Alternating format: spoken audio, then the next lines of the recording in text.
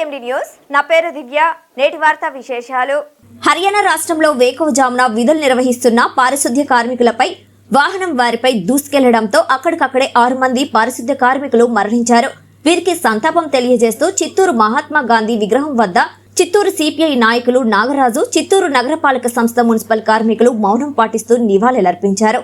ఈ సందర్భంగా Chittoor municipal corporation out sourcing workers union CITUC జిల్లా గౌరవ అధ్యక్షులు ఎస్ నాగరాజు మాట్లాడుతూ విధులు నిర్వహిస్తున్న పారిశుద్ధ్య కార్మికులపై వాహనం దూసుకుపోవడం, కార్మికులు అక్కడికక్కడే రోడ్డు ప్రమాదంలో మరణించడం దురదృష్టమన్నారు. పారిశుద్ధ్య కార్మికులకు ప్రభుత్వం నష్టపరిహారం చెల్లిస్తూ వారి కుటుంబాలను ఆదుకోవాలని ప్రభుత్వాన్ని Chittoor municipal corporation out sourcing workers union AITUC జిల్లా గౌరవ అధ్యక్షులు ఎస్ నాగరాజు డిమాండ్ చేశారు.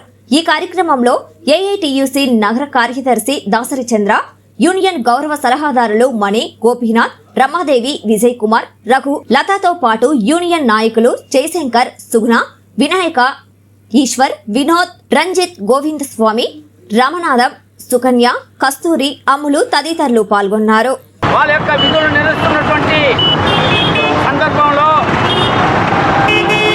ఆ రోడ్లో వాళ్ళు ఊడుస్తూ ఉంటే, పనులు చేస్తుంటే ఒక వ్యాను హఠాత్తుగా వాళ్ళపైన దూసుకెళ్ళి సుమారు 6 మంది కార్మికుల్ని పట్టణ పెట్టుకున్నారు. ఇది చాలా బాధాకరం. వాళ్ళు విధులు నిర్వహిస్తున్నటువంటి సందర్భంలో అసలు వాళ్ళు చనిపోతారని కూడా అనుకోలేదు.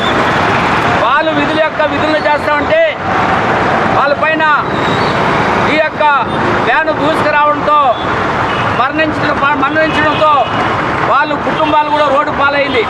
అందుకోసమే హర్యానా ప్రభుత్వాన్ని మేము డిమాండ్ చేస్తున్నాం. ఎవరైతే యాక్సిడెంట్లో మరణించారో, విధుల సందర్భంగా మరణించారో వారికి ప్రభుత్వం నష్టపరిహారంతో పాటు వాళ్ళ కుటుంబాన్ని ఆదుకోవాలి.